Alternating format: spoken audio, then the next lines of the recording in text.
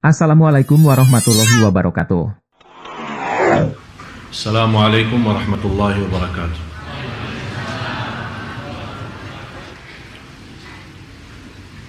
Alhamdulillahi rabbil alamin wa ashhadu an la ilaha illallah wahdahu la sharika lahu waliyus salihin wa ashhadu anna sayyidana wa nabiyyana Muhammadan abdullahi wa rasuluhu as-sadiqul amin.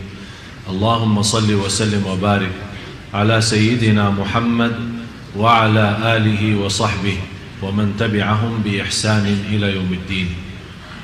Subhanaka la ilma lana illa ma 'allamtana innaka antal alimul hakim. Maha suci Allah, saya tidak memiliki ilmu apa-apa, hanya saja apa yang diberikan oleh Allah subhanahu wa ta'ala. Alhamdulillah wa syukurillah atas segala nikmat yang telah diberikan oleh Allah subhanahu wa ta'ala. Dan menurut saya, khususnya jamaah Masjid Agung Sunda Kelapa telah mendapatkan banyak karunia dari Allah subhanahu wa ta'ala. Setiap waktu dan setiap saat kita bisa menikmati suasana dalam salat kita, suasana dalam ceramah kita, dan kita bisa merasakan kenikmatan di masjid saat kita beriktikaf. Dan mudah-mudahan semua amalan Bapak Ibu tidak ada yang sia-sia, dan mudah-mudahan semuanya menjadi mulia di sisi Allah subhanahu wa ta'ala. Dan saya yakin ini semua perjuangan Bapak Ibu selama kita sama-sama mempelajari agama di masjid yang sama-sama kita cintai, Masjid Agung Sunda Kelapa ini, yang insyaAllah senantiasa ma'mur, dan insyaAllah jamaahnya juga semakin insyaAllah barakah. Saya yakin semua memperjuangkan dakwah di masjid ini demi sama-sama kita mencintai Allah subhanahu wa ta'ala. Dan saya yakin tidak ada keraguan dalam hati anda semua yang hadir. Kalau ada orang bertanya, pasti akan anda menjawab dengan jawaban yang cukup jelas. Saya 100% dalam hati saya mencintai Allah subhanahu wa ta'ala. Dan saya juga tidak ada keraguan terhadap Bapak Ibu dalam hal ini. Tapi masalah cinta itu belum tentu seorang mencintai Allah, belum tentu berlakunya benar, dan belum tentu kehidupannya benar, belum tentu ibadahnya benar. Malah Rasulullah sallallahu alaihi wasallam bersabda, seorang hamba Allah 60 tahun salat, tapi selama 60 tahun tidak diterima salatnya. Ditanya oleh sahabat, ya Rasulullah, bagaimana bisa terjadi seorang 60 tahun tidak diterima salatnya? Kata Rasulullah sallallahu alaihi wasallam, li'annahu la yutimmu ruku'aha wala sujudaha, karena dia tidak berusaha maksimal untuk menyempurnakan rukuknya dan sujudnya. Dan kita lihat kondisi dan keadaan banyak di antara jamaah kita yang kita sayangi dan kita cintai. Banyak di antara jamaah terlalu keburu selesaikan salatnya, apalagi salat sunnah qabliyah ba'diyah, apalagi duha dan yang lain-lain. Kapan kira-kira saatnya kita bisa menikmati ibadah salat? Jangan sampai kita termasuk dalam ancaman hadis Rasulullah sallallahu alaihi wasallam, 60 tahun tapi tidak diterima oleh Allah subhanahu wa ta'ala salatnya. Na'udzubillah.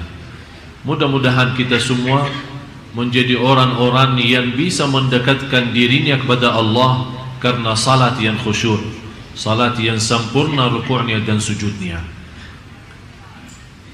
Marilah kita sama-sama mempelajari dan masuki kepada amalan-amalan yang bisa membawa kita, bukan hanya kita cinta Allah, tapi Allah subhanahu wa ta'ala juga mencintai kita semua. Karena mendapatkan kenikmatan dicintai Allah, ini sebuah kenikmatan yang cukup istimewa. Banyak orang yang dilalaikan, banyak orang yang tertipu oleh syahwat, hawa nafsu dan dunia. Walaupun dia punya target mencari ridha Allah Subhanahu wa taala dan menjadikan tujuan kehidupannya, qul inna salati wa nusuki wa mahyaya wa mamati lillahi rabbil alamin la syarika lah wa bidzalika umirtu wa ana minal muslimin.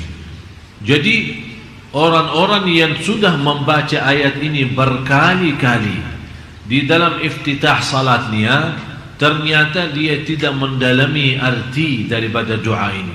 Dia tidak merasakan kekuatan doa ini dan tidak menikmati bagaimana bisa terwujud benar-benar inna salati wa nusuki wa mahyaya wa mamati lillah, semata-mata karena Allah, syukur karena Allah, sabar karena Allah, ikhlas karena Allah, salat karena Allah, bersedekah karena, silaturrahim karena.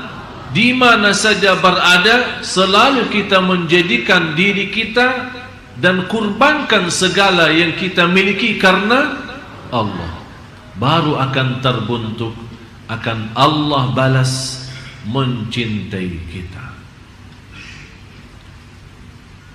Amalan-amalan yang pertama, orang-orang yang dicintai Allah Subhanahu wa ta'ala, orang yang senantiasa membaca Al-Quran. Tapi bagaimana prinsip orang baca Al-Quran tapi dicintai Allah? Karena selama ini Bapak Ibu, saya yakin Anda semua suka baca Al-Quran. Malah ada yang saya kenal 1 minggu, 2 minggu kurang lebih khatam Al-Quran. Kurang daripada 1 bulan dia mampu khatam Al-Quran. Malah ada yang dalam 1 bulan khatam 2 kali, ada malah 3 kali, 30 juz dalam 1 bulan.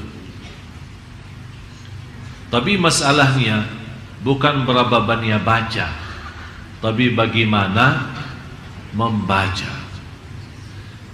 Selama ini kita membaca Al-Quran untuk mengkhatamkan. Tapi yang saya minta kali ini agak sedikit kita rubah. Bagaimana saya bisa baca Al-Quran tapi saya mendapatkan Allah mencintai saya? Yang pertama, saat kita baca Al-Quran, harus Anda rasakan Allah bicara sama Anda langsung. Allah bicara sama kamu. Ya ayyuhalladzina amanu, hei orang. Yang dimaksud siapa? Saya. Rasakan. Ittaqullah, berarti Allah mau berbicara sama diri kita sendiri. Itu yang perlu dirasakan saat kita membaca Al-Quran. Dan kita selama membaca Al-Quran, kita merasa, kata ulama, kalau mau berbicara sama Allah Subhanahu wa ta'ala, salat. Tapi kalau Anda mau mendengar Allah berbicara, baca Quran. Kalau Anda mau mendengar Allah yang berbicara, baca. Karena ini Al-Quran kalam Allah. Kalam Allah langsung. Yang Allah sampaikan langsung, kalam Allah itu disampaikan kepada malaikat Jibril kepada Nabi Muhammad SAW, Nabi Muhammad kepada sahabatnya, dan seterusnya sampai kepada kita. Jadi yang ingin berbicara sama Allah, salat, hadap Allah, bicara, silahkan. Tapi yang ingin mendengar Allah yang berbicara, baca Al-Quran. Jadi saat Anda baca Al-Quran, Bismillahirrahmanirrahim, Anda rasakan mendengar kalam Allah. Jadi jangan Anda hanya membaca, ada seorang membaca hanya lewat mata.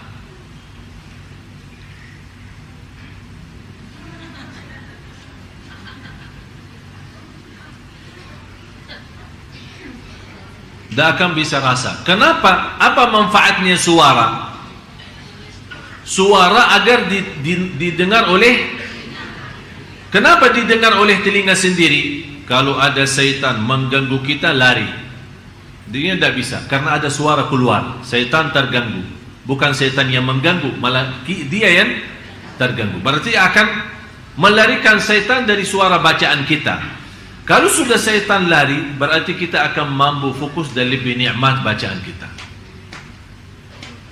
Yang kedua, saat kita mendengar sendiri bacaan kita, rasakan Allah yang lagi menyampaikan bacaan itu lewat telinga kita. Karena telinga itu salah satu makhluk Allah. Ada seorang punya telinga tapi tidak bisa mendengar. Ada orang punya mata tapi tidak bisa melihat. Jadi masalahnya bukan wujudnya mata atau wujudnya telinga, tapi masalahnya apakah dia berfungsi atau tidak, bisa menjadi berguna atau tidak. Bagaimana kita bisa mengaktifkan segala tubuh badan kita saat membaca? Begitu caranya. Yang pertama, Anda baca karena Allah lagi berbicara. Yang kedua, Anda membaca Al-Quran, semua berbicaraan itu yang dimaksud adalah diri kita. Yang ketiga, itu yang terindah dalam bacaan Al-Quran, setiap kita baca ada rasa saya tidak mau berhenti, karena saya lagi nikmati dan merindukan mendengar kalam Allah, mendengar bicaraan Allah sama saya. Jadi begitu Anda baca, jangan Anda punya bayangan dan pikiran kapan mau selesai. Malah justru yang Anda harus rasakan, saya tidak mau selesai, saya mau terus lazat, saya mau nikmat, karena Allah lagi bicara sama. Sudah faham 3 poin ini? Itu namanya membaca Al-Quran. Dan 3 hal ini baru akan Allah mencintai kita. Yang kedua,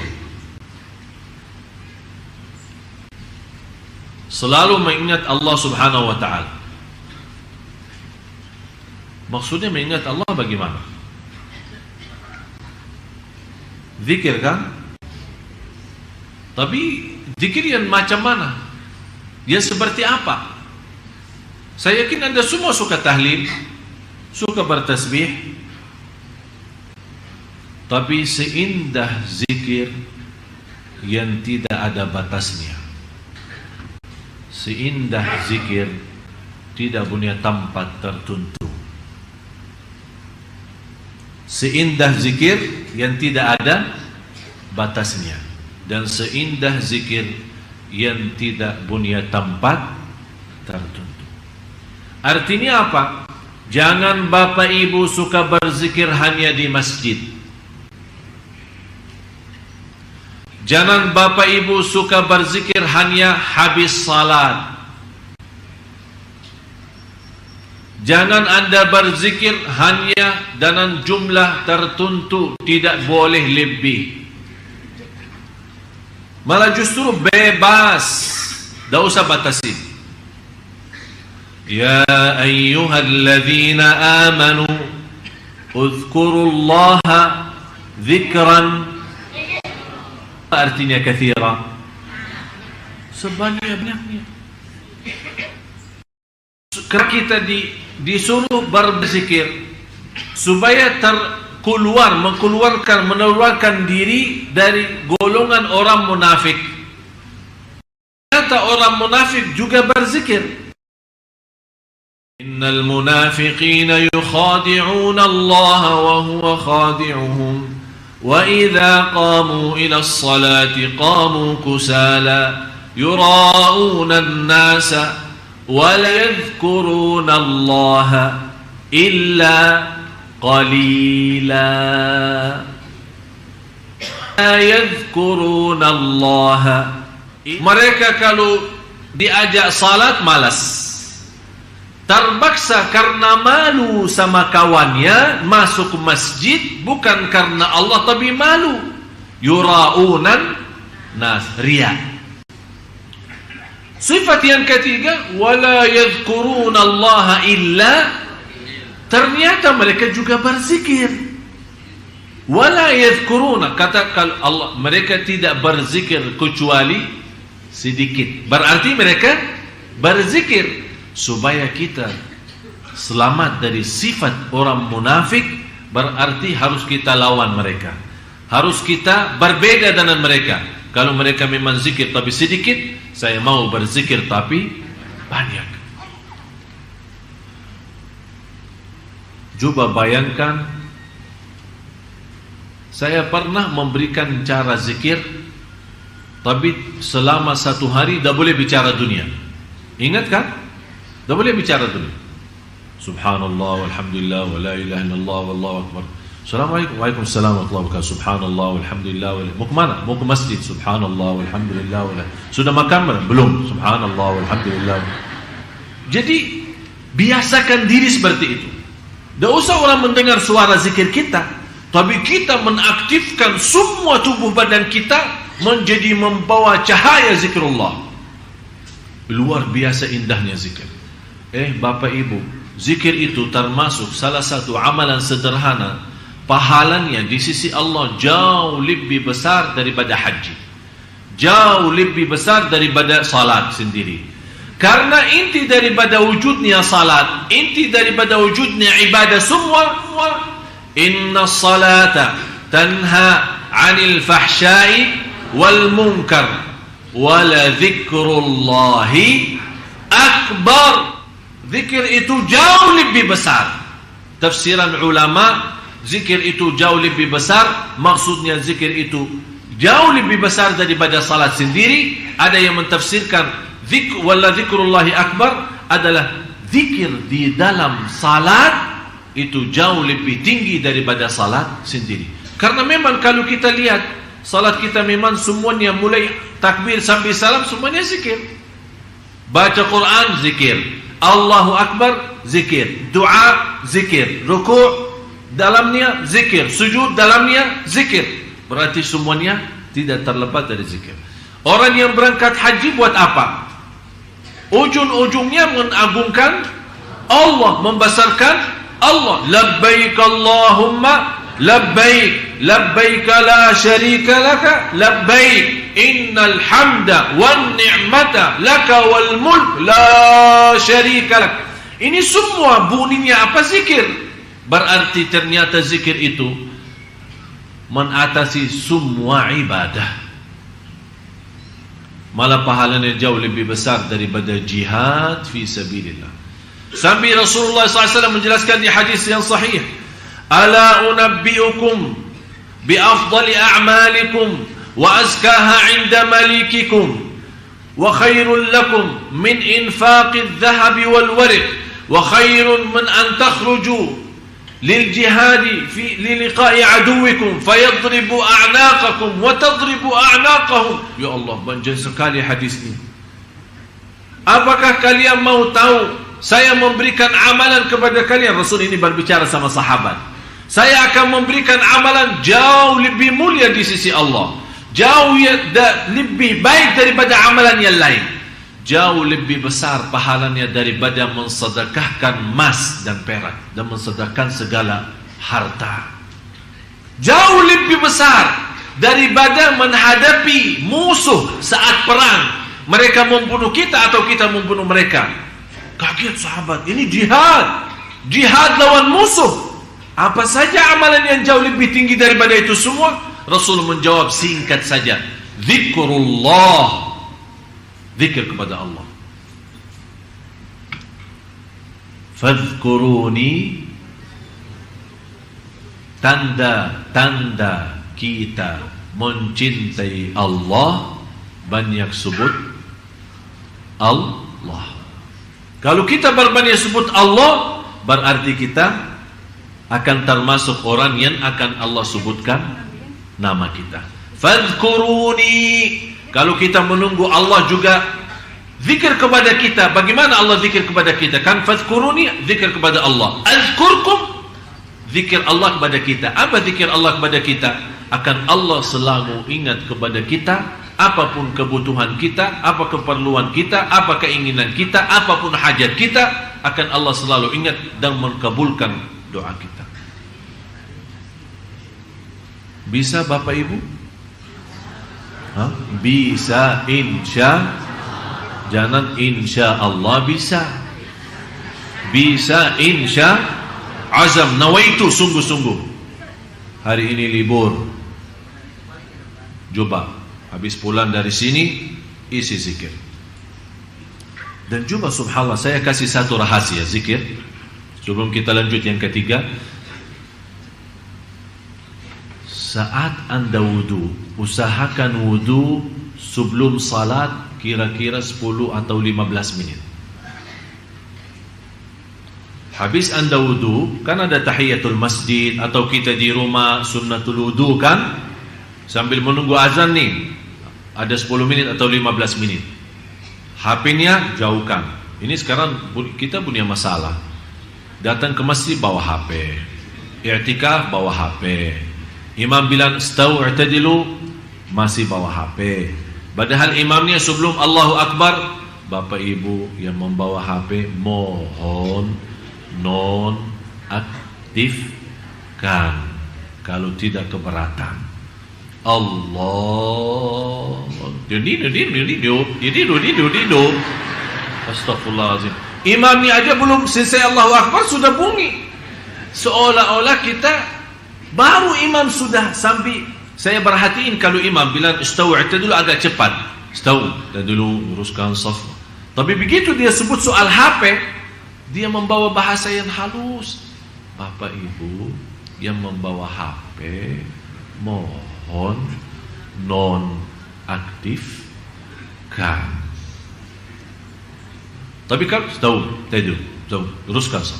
Jadi cepat kalau istau i'tadilu. Begitu dia sebut kata HP, dia supaya kenapa? Kita mendengar. Apakah kita perlu menjadikan seorang imam seperti Umar bin Khattab?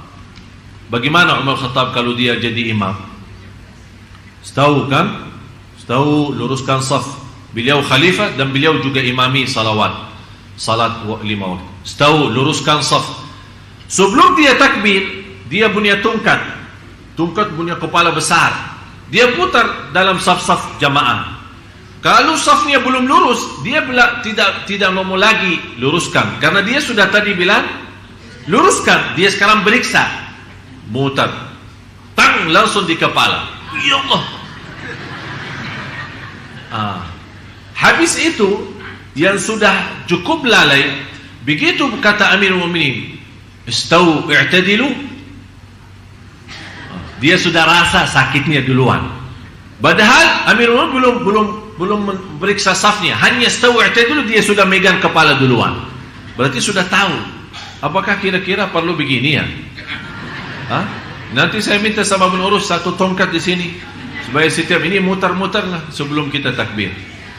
Jadi jamaah sekalian, inilah namanya begitu Anda wudu sebelum azan 10 menit atau 15 menit, tinggalin semua dunia, HP semua tinggalin, terus isi zikrullah. Subhanallah, kalau kita bisa seperti ini, saya yakin salat kita jauh akan lebih baik. Karena kenapa zikir sebelum salat itu? Karena dia memberikan persiapan batin, bersih semua, HP jauh semua bersih. Jadi fikiran zikir, yang dimegang tangannya boleh tasbih atau pakai jari sendiri, terus zikir. Begitu sudah masuk Allahu Akbar, ikuti dengan suara azan, dan habis azan angkat tangan berdoa. Subhanallah, indah. Belum ikamat, belum kita selesai sunnah qabliyah, kita sudah siap batin dengan cahaya zikir. Begitu masuk salat, waktu wajib kita, ternyata nikmat salat. Tolong amalan ini yang saya baru saja sampaikan, pertama kali saya sampaikan cara ini, saya mohon dipraktis dan diamalkan. Anda sendiri akan merasa, oh ternyata betul. Yang ketiga,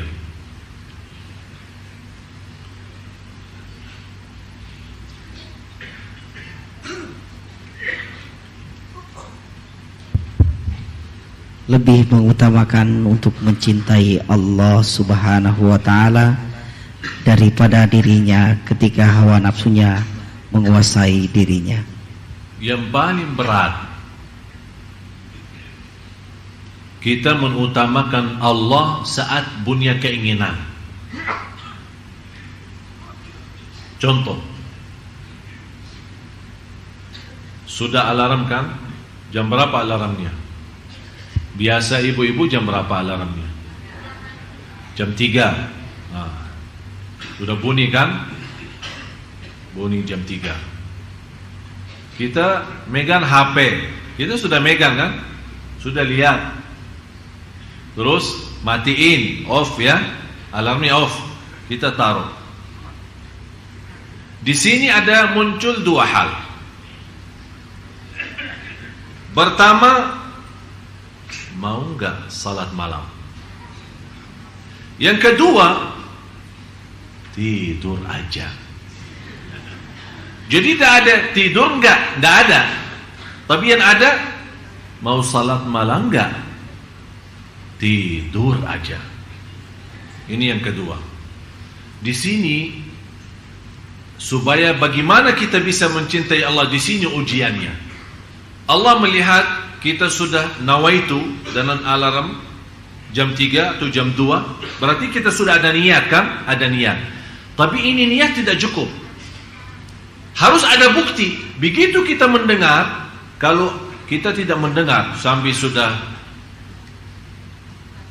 ketiduran, tapi benar-benar tidak merasa, tidak mendengar, Allah Maha tahu kondisi dan keadaan kita. Tapi Allah tidak akan memberikan keistimewaan bagi orang. Begitu dia megang HP-nya, matiin, kemudian dia tidur. Padahal ada bisikan, salat malam enggak? Tidur aja. Tapi dia mengutamakan tidurnya daripada itu, namanya tidak bakal dicintai Allah. Karena yang membuat kita bangkit dan bergerak untuk bisa salat malam, di sini kan ada katanya bisa menguasai nafsu, melawan hawa nafsu. Di sini hawa nafsu ini apa? Hawa nafsunya di sini apa? Mau tidur. Berarti tidur itu kan enak. Salat malam jauh lebih enak, tapi nafsu kita mau istirahat. Tapi hati nurani kita mau menghadap Allah. Orang yang bangun dan dia mampu melawan hawa nafsu dan semangat. Bagaimana dia semangat? Dengan zikrullah. Alhamdulillahilladzi ahyana ba'da ma amatana wa ilaihi an-nusyur. Astaghfirullahaladzim. Bismillah, tawakkaltu Allah. Bangun. Baca ayat ayatul kursi, baca apa saja supaya menghilangkan syaitannya. Begitu Anda bangun, begitu Anda wudu, Allah Subhanahu wa ta'ala setiap titisan air wudu membawa dosa keluar. Begitu Anda salat, akan Allah cahayakan rumah, malaikat di langit melihat rumah itu keluar cahaya, orangnya di dalam rumah lagi salat malam. Kalau kita sudah menjadi kebiasaan, ketika satu malam kita memang sakit, sudah alarm, sudah mau bangun, tapi sakit betul. Ternyata begitu kita bangun tapi tidak kuat. Malaikat melihat, ini rumah biasanya ada cahaya keluar. Kok ini malam tidak keluar cahayanya? Turun salah satu malaikat mau ambil berita, ini ada apa? Begitu mereka turun, salah satu malaikat, oh orangnya lagi sakit. Naik lagi, dia sampingkan pada malaikat, orangnya lagi. Semua malaikat di langit rapat mendoakan, ya Allah sembuhkan. Subhanallah. Berarti malaikat sendiri menhayati cahaya salat malam kita. Sebagaimana kalau kita keluar malam, kita kadang-kadang melihat langitnya terang, kan? Itu katanya cahaya dari langit turun. Tapi kapan bisa cahaya dari bumi naik? Jangan sampai malaikat melihat malah ternyata gelap. Semua gelap. Karena cahaya yang bisa tembus ke langit bukan lampu PLN ya, bukan listrik ya. Tapi yang bisa tembus ke atas adalah semua cahaya nurani kalbu kita saat kita lagi salat malam. Oleh karena itu, salah satu amalan yang bisa membawa kita dicintai Allah, harus Anda mampu menguasai dan melawan hawa nafsu kita.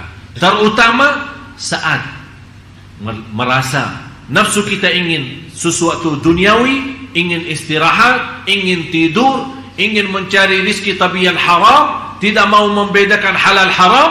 Tapi di situ kita lawan, karena nafsu kita, mohon maaf, jiwa kita itu kan istilahnya mau yang enak-enak saja, tidak mau capek, yang enak-enak saja. Tapi begitu kita lawan, bukan yang enak diri saya, tapi yang enak Allah. Apa yang dienak Allah, apa yang disenang oleh Allah, apa yang diridai oleh Allah. Di situ kita selalu menanamkan dalam jiwa kita adalah kekuasaan hanya di tangan Allah. Jangan sampai memberikan nafsu kita yang memiliki kekuasaan. Di situ kita lama-lama akan memiliki hati yang sudah rusak. Begitu kita mau perbaiki, susah memperbaikinya. Yang keempat,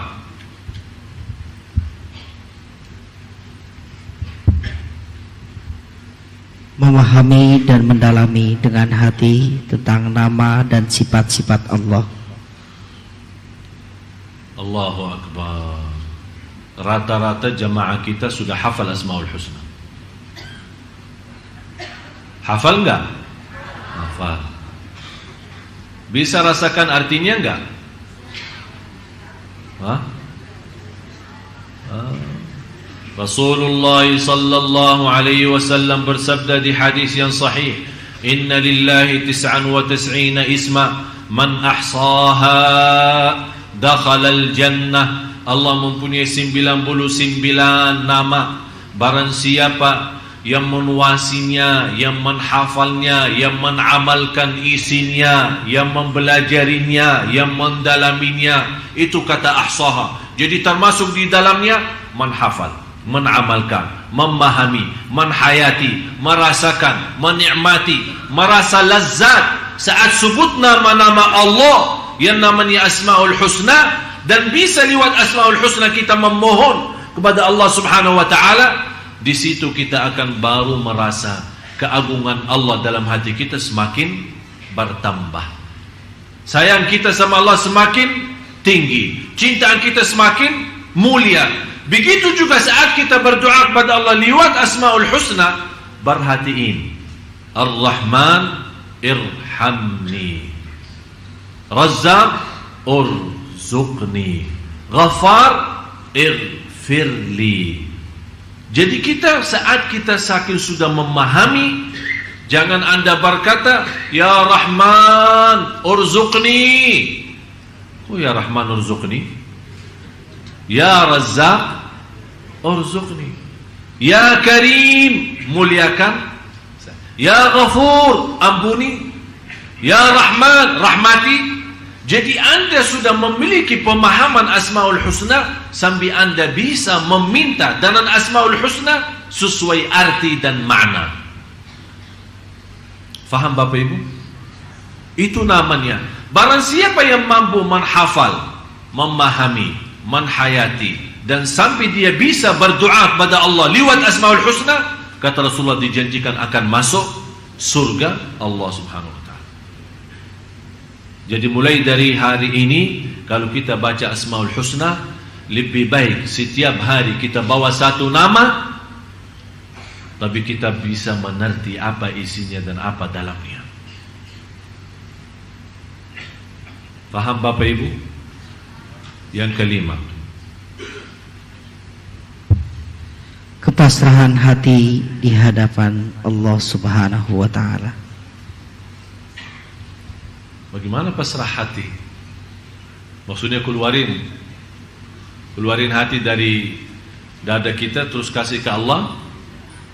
Apa itu pasrah hati? Hah? Intinya begini, dalam ibadah, dalam mencari rezeki, saat kita makan, saat kita tidur, saat kita jalan menuju ke masjid, saat kita berjalan mencari nafkah, saat kita di mana saja berada, hati kita selalu merasa tidak punya upaya dan tidak punya daya untuk melaksanakan sesuatu kecuali dengan Allah. Terwujud benar-benar la haula wala quwata illa billah. Dan pasrah yang tertinggi adalah pasrah kalbu. Istilah lain, tawakal yang tertinggi tawakal kalbu. Maksudnya apa tawakal kalbu?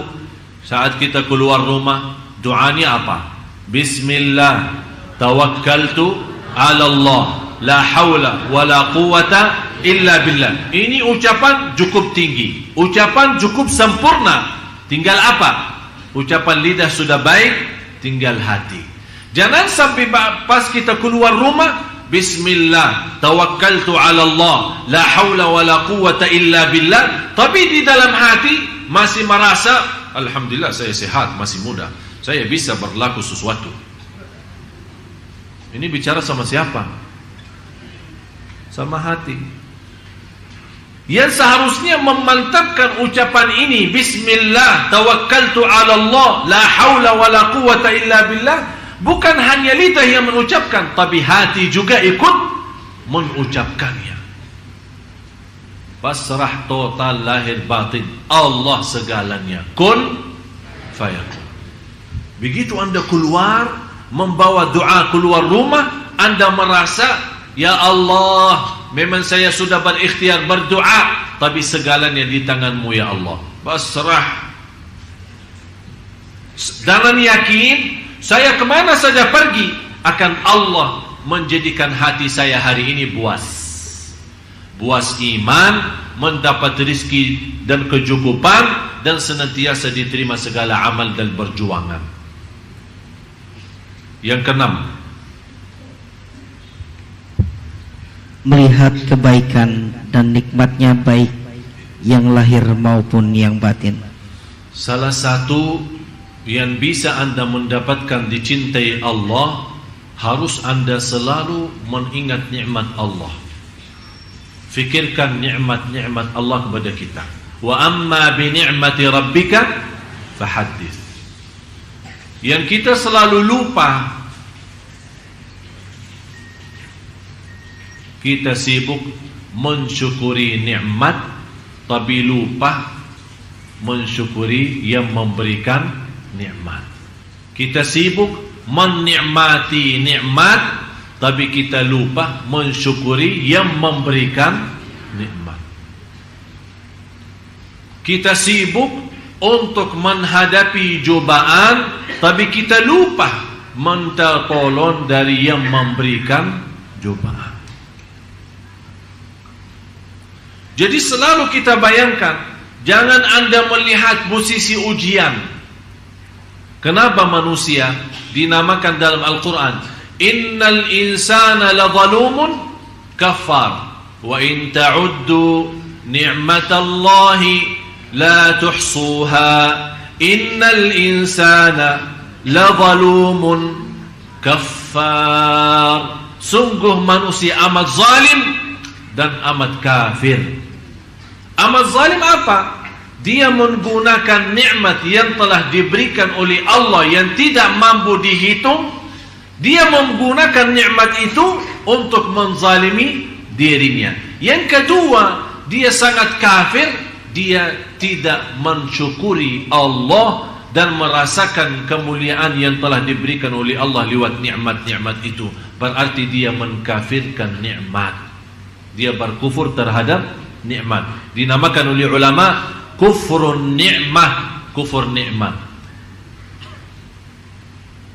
Jadi Anda sebelum melihat sisi cobaan, yang seharusnya Bapak Ibu Anda melihat sisi kenikmatan. Bunia mata masih bisa melihat Al-Quran, bunia lidah masih bisa menyebut nama Allah, bunia telinga masih bisa mendengar azan dan kalam-kalam yang baik, bicara-bicara yang baik. Anda masih punya kaki bisa berlangkah-langkah menuju ke masjid silaturrahim dan kemana-mana mencari nafkah dan rezeki yang halal. Anda masih punya nafas yang bisa menaturkan nafasnya untuk Allah subhanahu wa ta'ala.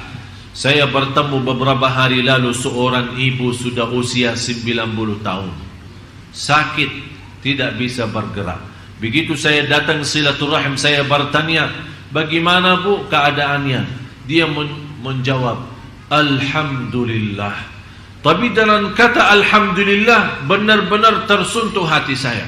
Saya bilang, ibu, Alhamdulillah atas apa? Ibu lagi sakit, sakitnya parah dan tidak bisa bergerak. Dia menjawab, Alhamdulillah masih bunya 3. Bunya hati terisi iman, bunya lidah menyebut nama Allah, bunya akal masih bisa sadar siapa diri saya terhadap Allah.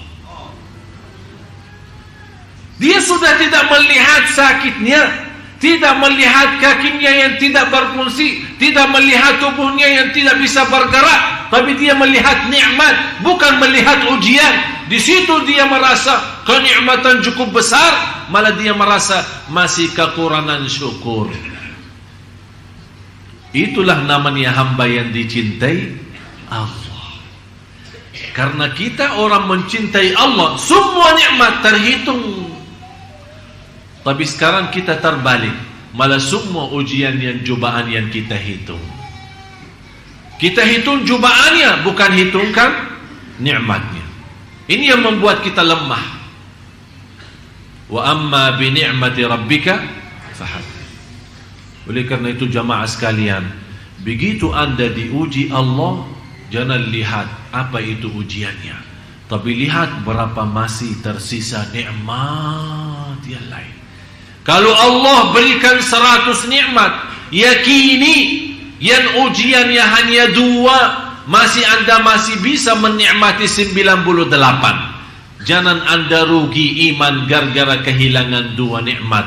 Akhirnya mendapatkan cobaan yang jauh lebih besar adalah kehilangan iman dan kehilangan syukur.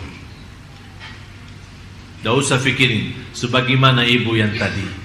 Dia sudah tidak melihat sisi sakitnya dan tidak melihat umurnya dan tidak melihat dia tak bisa bergerak, tapi dia masih bisa merasakan iman, yang kalbu yang terisi iman. Lidah masih Allah izinkan untuk sebut nama Allah, dan akal masih bisa sadar.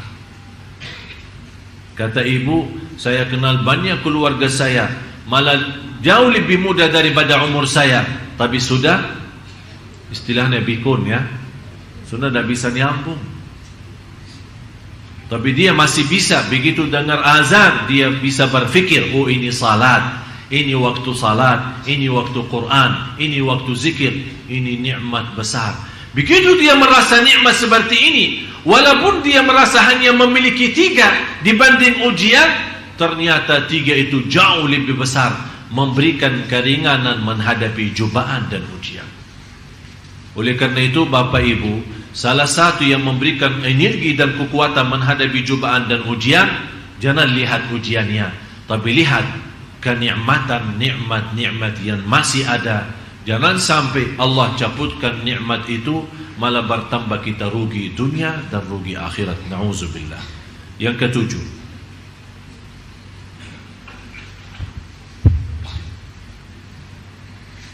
merasakan kehinaan dan kerendahan hati di hadapan Allah. Yang ketujuh, subhanallah, kira-kira bisa kita merasakan saat kita lagi salat atau saat kita lagi doa, benar-benar merasa hina diri enggak? Maksudnya hina diri di sini apa? Kita saat salat dan saat doa, kita melemparkan diri kepada Allah, buang diri kepada Allah. Kita tunjukkan kepada Allah, ya Allah, saya tidak punya Tuhan selain Engkau ya Allah.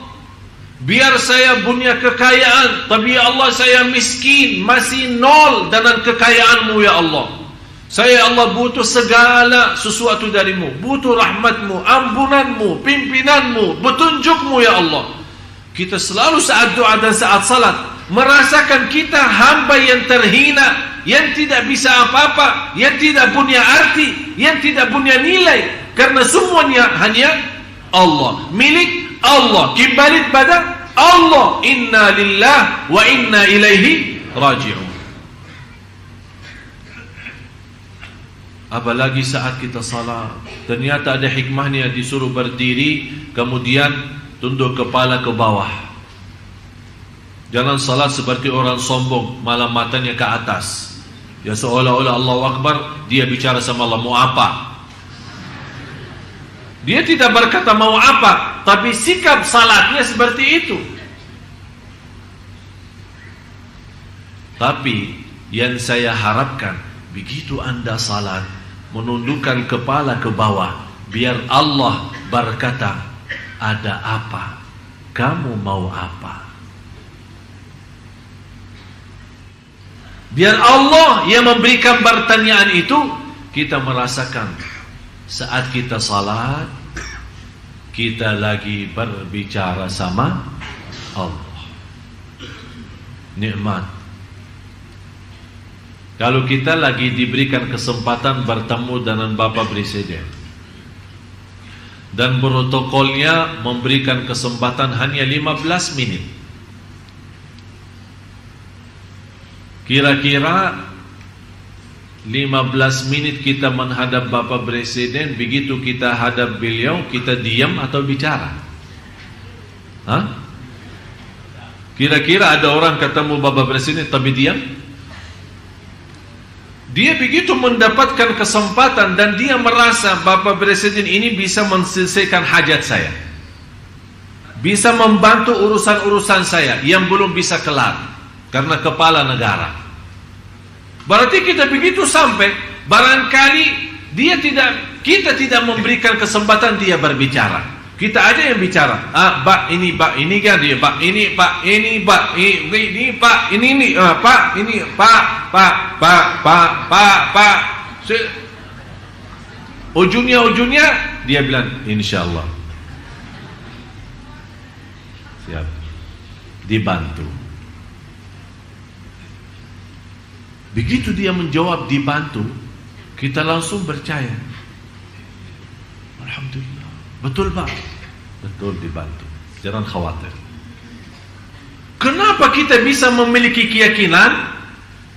Padahal walaupun ada keputusan dari Bapak Presiden, tapi kalau belum ada izin Allah, wallahi tak akan bisa dapat apa-apa.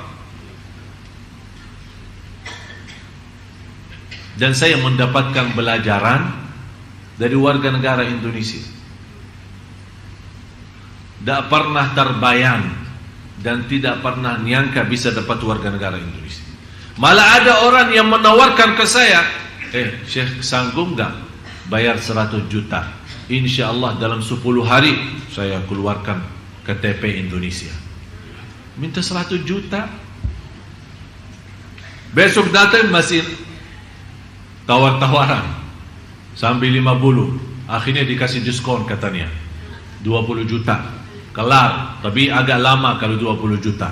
Berapa? Barangkali 3 bulan sampai 6 bulan. Pokoknya dapat. Saya bilang, saya berserah kepada Allah. Kalau Allah izinkan saya dapat, saya yakin tanpa proses akan Allah datangkan warga negara itu. Subhanallah, tiba-tiba tidak lama saya diberikan, dapat terima telepon, diundang untuk memberikan ceramah. Bapak Presiden hadir, Wakil Presiden, dan semua para pejabat-pejabat, menteri-menteri, termasuk duta-duta tamu negara. Begitu saya sampaikan ceramah, malah Bapak Presiden sendiri panggil. Ente dari mana? Ana dari Madinah. Kok bisa bahasa Indonesia? Ya Alhamdulillah. Saya bilang, kalau soal bisa, saya tidak bisa. Tapi Allah yang maha bisa. Allah yang berikan semua. Sampai kata beliau, kalau saya tutupi mata mendengar ceramah ente, saya tidak nyangka ini orang dari Madinah. Terima kasih Pak. Langsung dia berkata begini, bahasa persis. Mau nggak warga negara Indonesia? Saya langsung ingat yang nawarin 100 juta.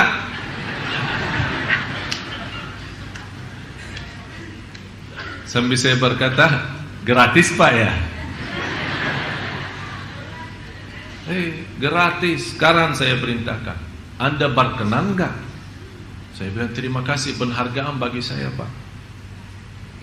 Kita pemain bola aja sudah kita kasih warga negara, sampai sekarang tidak dapat juara. Udahlah, mudah-mudahan dan kita membaga buatmu mendapatkan warga negara, insya Allah bisa membawa masyarakat Indonesia menjadi makmur. Begitu bahasa beliau. Langsung belum saya berhenti mau pulang, langsung dipanggil Pak Menteri Hukum dan HAM. Segera bantu Tuan Syekh Ali. Begitu bahasa beliau. 8 hari persis ditelepon, saya masih di luar negeri. Segera, ini Pak Menteri sendiri yang telepon, suruh datang menghadap beliau. Begitu saya pulang dari Malaysia ketemu beliau, tak sampai 15 menit, tehnya belum selesai minum teh. Langsung kelar surat, ditanda tangan sama Pak Menteri, ini ada perintah daripada presiden saya untuk memberikan warga negara. Saya ingat kata ini yang ketujuh. Saya merasa saat berdoa kepada Allah Subhanahu wa taala, ya Allah, kalau memang Anda punya rencana untuk saya di Indonesia, ya Allah, saya tidak punya upaya dan daya, malah saya merindukan Madinah daripada Indonesia. Tapi Allah, saya milih aturan Allah, saya milih bantuan Allah, saya milih dan mengutamakan apa yang Allah berikan, saya terima. Subhanallah, Allah tunjukkan demi hari ke hari, demi waktu ke waktu, demi masa ke masa, setiap waktu Allah tunjukkan kepada saya bagaimana dahsyatnya Allah dan kekuasaannya Allah. Yang saya harap semua Bapak Ibu jamaah sekalian, terutama saat berdoa, Anda harus merasa hina diri, miskin, fakir, dhaif, lemah, tak bisa apa-apa, tak punya upaya, tak punya daya, tak bisa mau kemana. Dan merasa di ujung doa Anda berdoa, ya Allah, kalau Engkau hanya mendengar doa orang saleh, bagaimana saya yang masih banyak dosa mau kemana? Kalau ya Allah Engkau hanya menerima doa orang saleh, ya Allah bagi saya yang masih banyak dosa mau kemana lagi? Kita tunjukkan. Dan saking adil dan kasih sayangnya Allah, bukan Allah hanya menerima doa orang saleh, ternyata Allah juga kasih sayangnya kepada orang yang berdosa dan bermaksiat. Kalau dia bertaubatan nasuha, taubat yang benar dan memohon kepada Allah dalam benar, akan Allah terima doanya dan kabulkan hajatnya. Buktinya, setiap hari kita berdoa dan setiap hari Allah berikan nikmat, kita lupa mensyukurinya. Ini sebenarnya salah satu cara Allah menambahkan nikmat kepada kita, tapi kita tidak sadari, berarti Allah sudah menerima doa kita, tapi kita belum sadar nikmat yang kita minta belum kita dapat. Oleh karena itu, periksa diri kembali.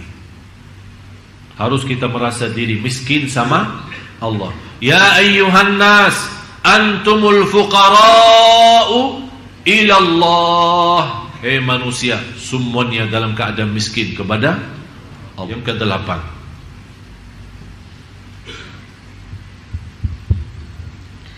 beribadah kepada Allah Subhanahu wa taala pada waktu sepertiga malam terakhir untuk bermunajat kepadanya, membaca Al-Qur'an, merenung dengan hati serta mempelajari adab dalam beribadah di hadapan Allah. Kemudian ditutup dengan istighfar dan bertaubat. Saya kasih amalan yang ke-8, seindah istighfar. Ingat ya, seindah apa? Istighfar. Sebelum azan subuh 20 menit sampai 30 menit. Di dalam Al-Quran dinamakan Al-Ashar, waktu sahur. As-sabirina was-sadiqina wal-munfiqina wal-mustaghfirina bil-ashar. ashar wa bil ashari hum yastaghfirun. Kenapa Allah ikatkan waktu sahur istighfar? Karena seindah ibadah jauh lebih baik daripada salat malam atau baca-baca amalan yang lain adalah istighfar yang terindah. Kenapa saya berkata yang terindah itu istighfar? Karena Allah puji hamba-hamba yang beristighfar di waktu sahur. Kalau Allah puji, berarti Allah senang. Kalau Allah senang, berarti Allah ridha. Tapi saya minta istighfar bagaimana? Sudah selesai salat malam, sudah witir, ya, duduk, tetap di posisi musalla atau atas sajadah, kemudian tundukkan kepala ke bawah, tutup mata, bayangkan semua dosa kita selama ini. Ingat orang tua kita,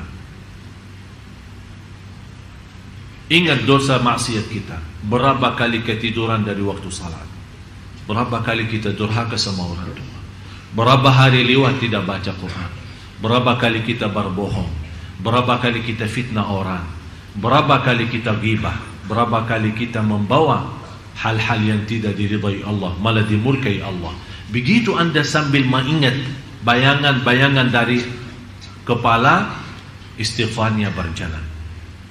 Astaghfirullah. Istighfar jangan diam. Dan kalau tidak bisa nangis, pura-pura nangis. Beneran. Yang awalnya pura-pura lama akan jadi beneran.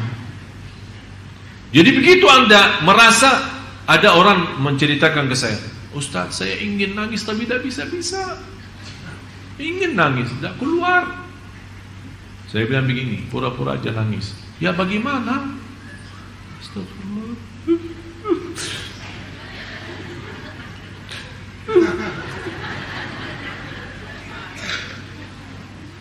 Belum keluar air mata,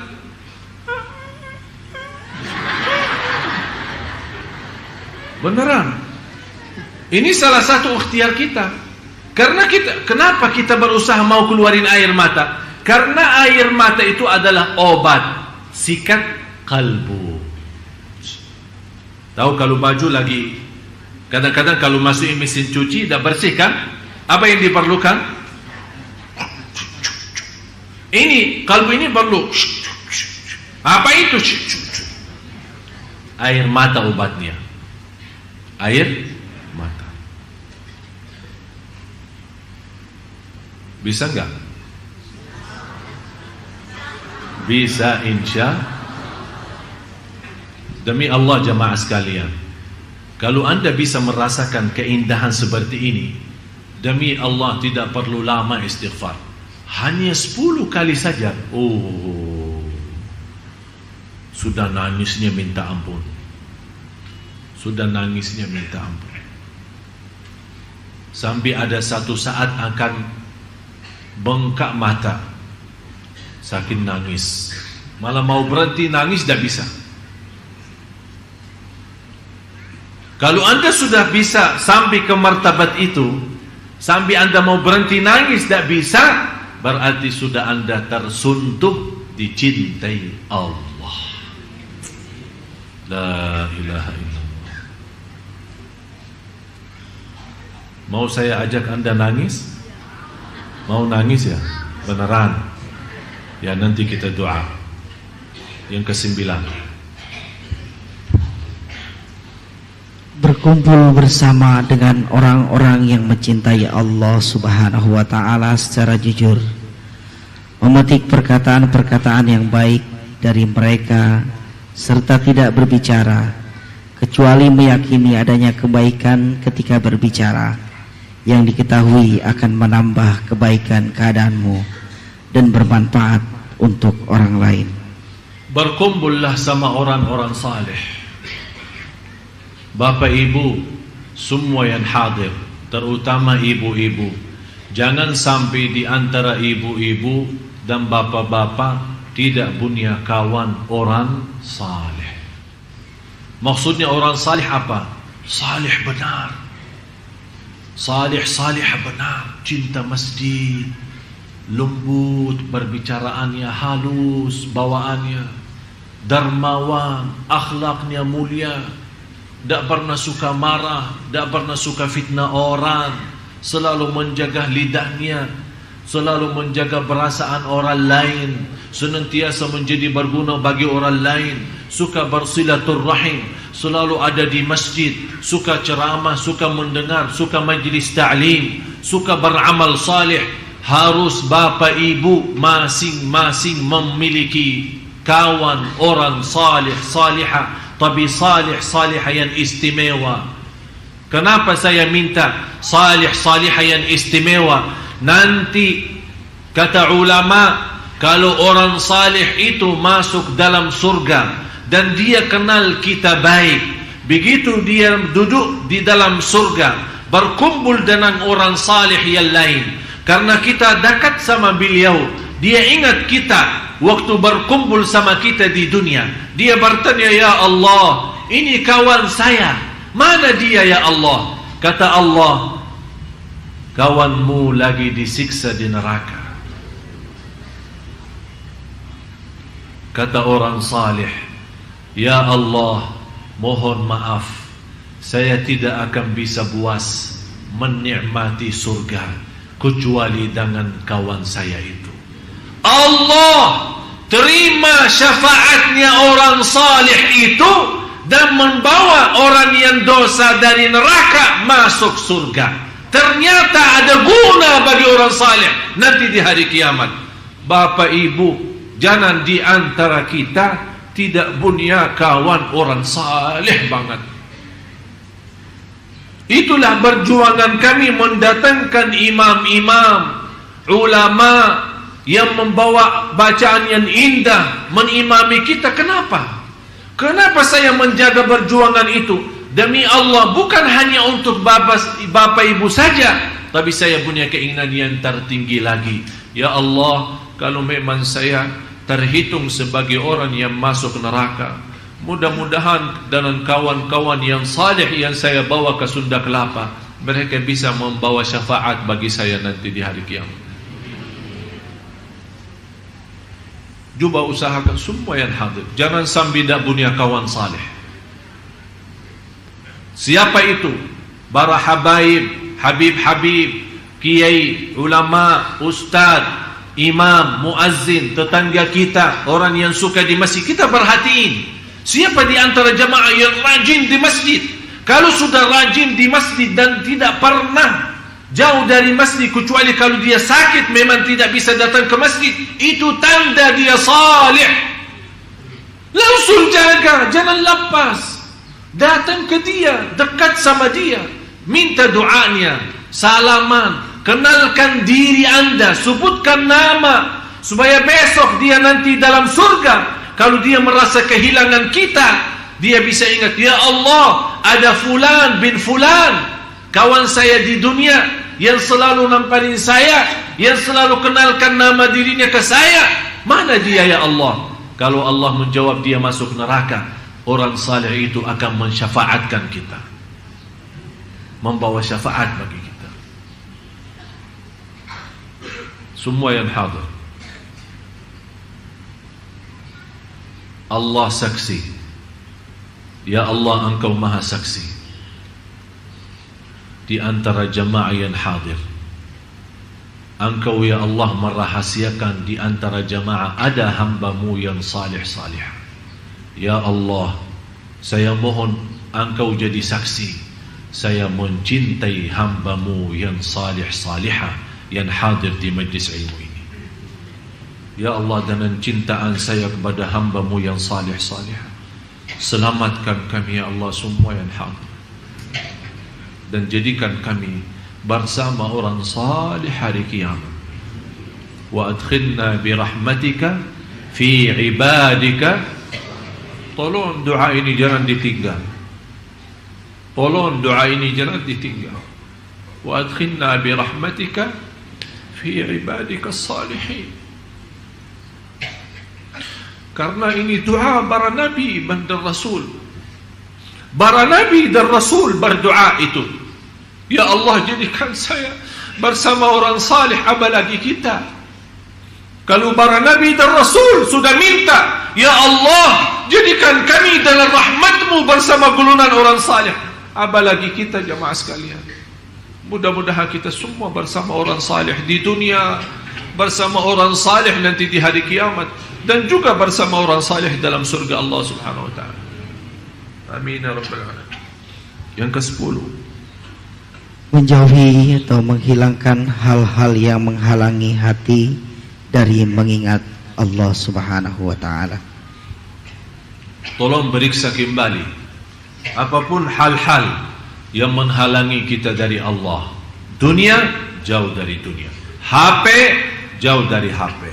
Usaha menjauhkan kita dari masjid, usaha menjauhkan kita dari zikrullah, usaha melalaikan kita dari kewajiban kita yang jauh lebih utama, tinggalkan karena Allah. Karena Rasulullah bersabda, man taraka syai'an lillah awadahu Allahu khairan min. Barang siapa yang meninggalkan sesuatu karena Allah, akan Allah gantikan yang lebih baik. Jangan sampai kita menjadi orang alhaakumut takatsur, dilalaikan oleh kebanggaan, kekayaan, harta, dunia, kesibukan. Lalai, kapan sadar? Hatta zurtumul maqabir.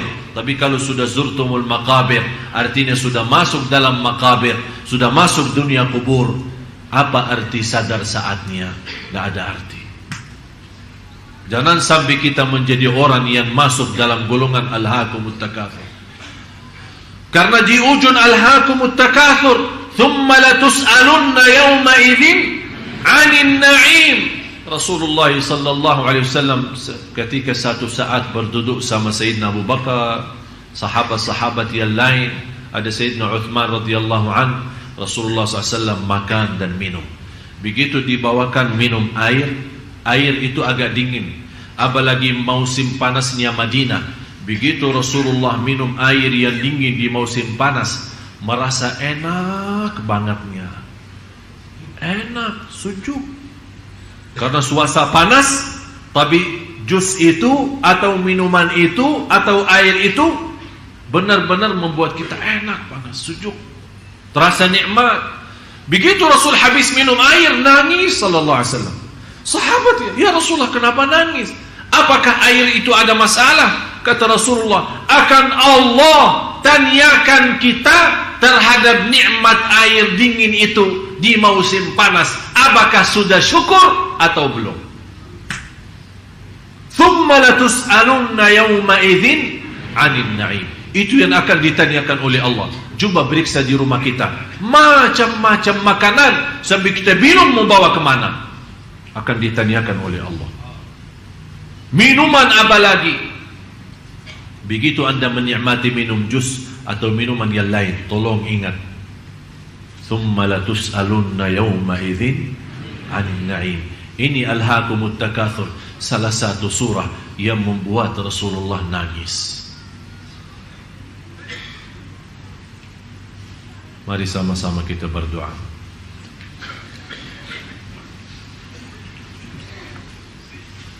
Mudah-mudahan dengan 10 amalan yang saya sampaikan bisa membuka hati kita semua agar senantiasa menjadi hamba Allah yang mencintai Allah dan Allah mencintai kita.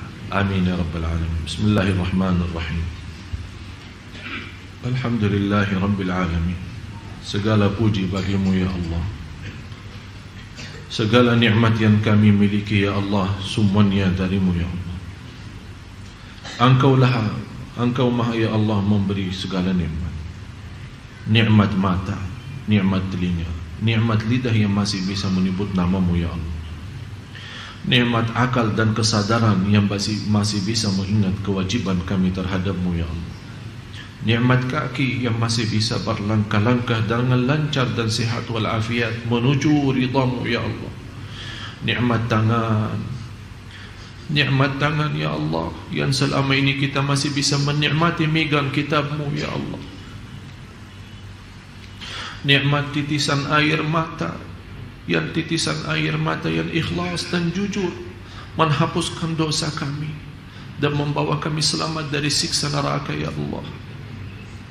Ya Allah, maafkan kami karena kami tidak pantas dan tidak mampu mensyukuri segala nikmat yang segitu banyak, dan kami tidak mampu menghitungkan nikmat-Mu ya Allah, apalagi mensyukurinya.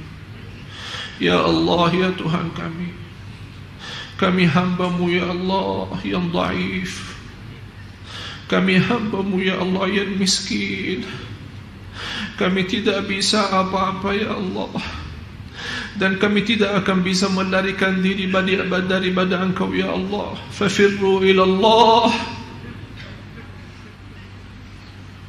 Saat kami berlaku dosa maksiat, kami sangat malu di hadapan-Mu ya Allah. Tapi tetap walaupun kami malu atas dosa maksiat kami tidak akan bisa melarikan kami jauh daripada-Mu ya Allah. Malah justru segala sesuatu yang kita takuti, kita melarikan diri daripada sesuatu yang kita takuti. Tapi kalau ya Allah kami merasa takut kepada-Mu ya Allah, kami akan melarikan diri kami kepada-Mu ya Allah.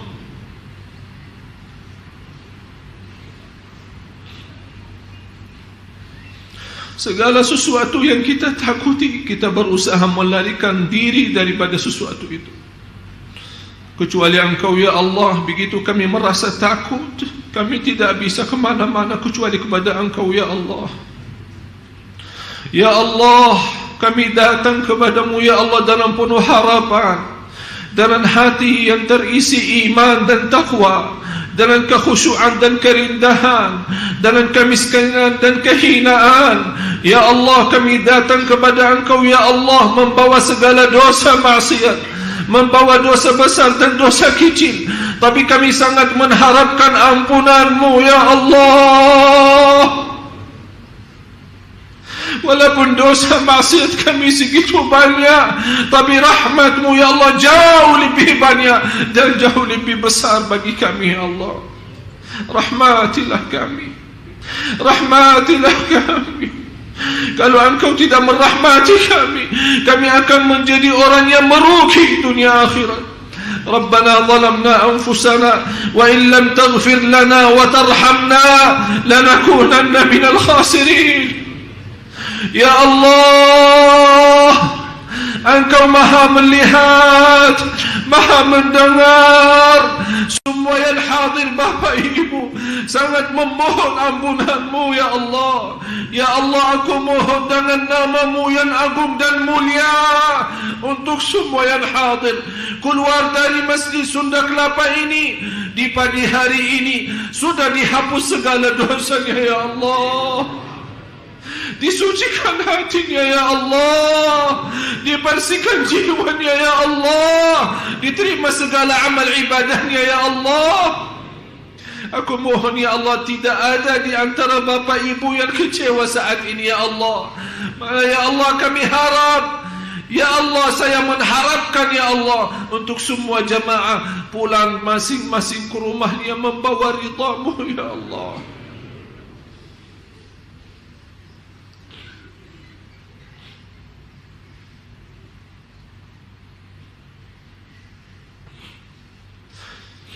Karena bagi kami ridha-Mu segalanya ya Allah. Bagi kami ridha-Mu segalanya ya Allah.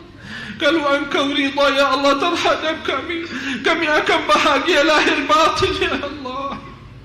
Kami akan nikmat sisa umur kami karena Engkau ridha ya Allah. Ya Arhamar Rahimin, ya Allah, semua yang hadir telah mengangkat tangannya ya Allah dengan penuh harapan, segala kehinaan, kemudahan dan kekurangan. Ya Allah, kami mengangkat tangan kami kepada-Mu ya Allah. Kami mohon isi hati kami dan isi tangan kami dengan penuh rahmat dan ampunan dari-Mu ya Allah ya Dzal Jalal wal Ikram. Ya Allah, berilah kepada kami petunjuk pada jalan yang lurus. Hidupkanlah kami dalam keadaan iman, wafatkanlah kami dalam keadaan Islam. Lindungi anak keluarga kami dari segala bahaya. Jadikan anak cucu kami salih salihah, anak cucu kami penghafal Al-Quran, agar kami dipanggil oleh Allah duluan dalam keadaan bahagia, dalam keadaan husnul khatimah. Dan anak cucu kami setelah kami dipanggil duluan, anak cucu kami masih mau mendoakan kami. Ya Allah, Ya Arhamar Rahimin, Ya Allah, lindungilah lahir batin kami, agar kami bisa menjaga diri dari segala sesuatu yang menghalangi kami darimu. Ya Allah, Ya Allah, Ya Arhamar Rahimin, kuatkan kami lahir batin, cahayakan hati kami, sempurnakan ketakwaan kami, muliakan keyakinan kami. Bagaimana Engkau berikan kepada kami kemudahan, sama-sama berkumpul di Masjid Agung Sunda Kelapa ini. Ya Allah, berilah kepada kami kemuliaan, sama-sama jumpa lagi di surga-Mu. Ya Allah, jadikan kami semua yang hadir bersama hamba-hamba-Mu yang salih-salih. Ya Allah, وادخلنا برحمتك في عبادك الصالحين. Walaupun kami, ya Allah, belum menjadi salih-salihah, tapi kami harap dengan rasa cinta kami terhadap orang salih-salihah, jadikan kami berkumpul dengan mereka. Ya Allah, sebagaimana kata Imam Syafi'i, aku mencintai orang salih, walaupun saya tidak terhitung orang salih, karena cinta orang salih menjaminkan bahwa saya selamat dan bahagia. Ya Allah, kami sungguh mencintai orang salih, kami sungguh mencintai orang salihah. Ya Allah, jadikan kami bersama mereka. Ya Allah, Ya Arhamar Rahimin, Ya Arhamar Rahimin, ampuni orang tua kami,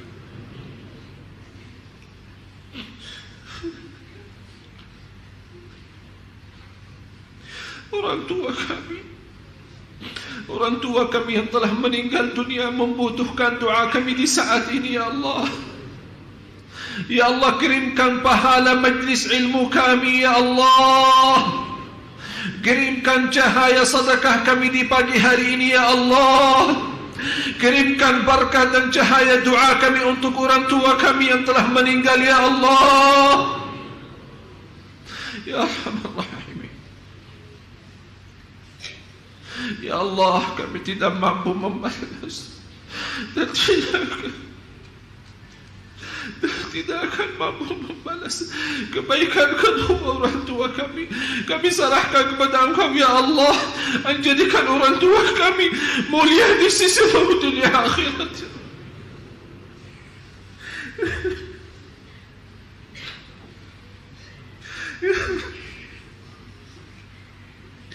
Ampuni durhaka kami terhadap orang tua kami.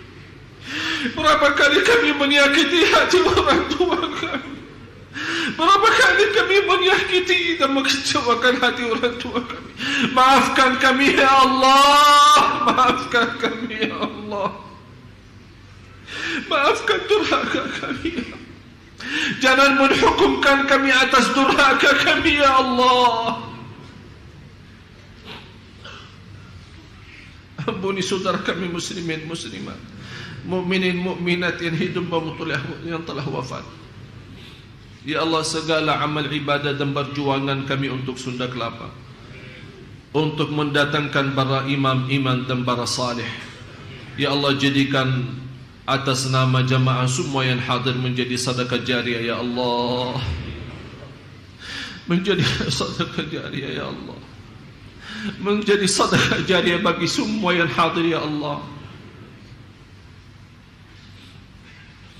selama, ya Allah, selama saya di Indonesia memperjuangkan untuk umat Indonesia, umat Islam di Indonesia, ya Allah, aku mohon lipatkan dan tercetak nama Bapak Ibu semua yang hadir dalam perjuangan ini, dan diterima segala sedekah jariah dan amal ibadah. Ya Allah, Ya Arhamar Rahimin, Ya Arhamar Rahimin, Ya Arhamar Rahimin, يا أرحم الراحمين ارحمنا يا أرحم الراحمين ارحمنا يا أرحم الراحمين ارحمنا karena kami hamba-Mu ya Allah membutuhkan rahmat-Mu, sangat kami memerlukan rahmat-Mu dan pimpinan-Mu. Ya Allah, pimpinlah kami dalam sisa umur hidup kami ya Allah, agar sisa umur hidup kami menjadi yang terbaik selama ini dan mengakhiri hayat kami dengan sebaik-baiknya husnul khatimah birahmatika ya arhamar rahimin. Ya Allah, inilah doa kami. Engkau pernah janji dalam kitab-Mu, ud'uni astajib lakum, berdoalah padaku, aku janji akan nerima doa-Mu. Ya Allah, inilah doa kami. Inilah doa kami dengan keyakinan dan penuh harapan Engkau menerima sesuai janjian-Mu. Inilah doa kami sesuai perintah-Mu dalam kitab-Mu. Ya Allah,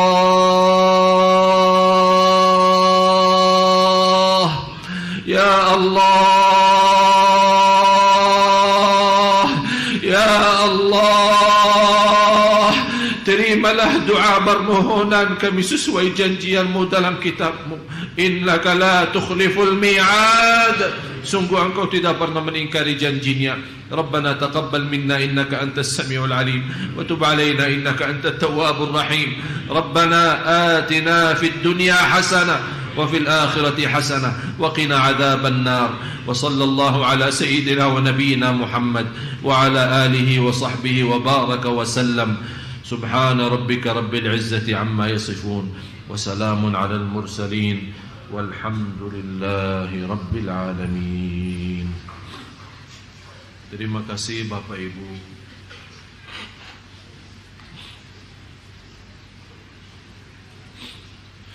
Saya mohon semua yang hadir, saya mohon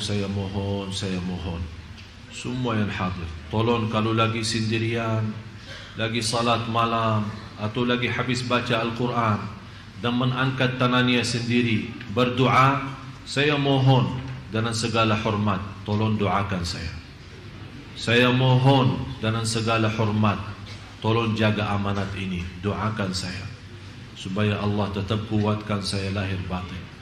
Saya dari kemarin tidak sempat 10 menit saja istirahat, tidak sempat.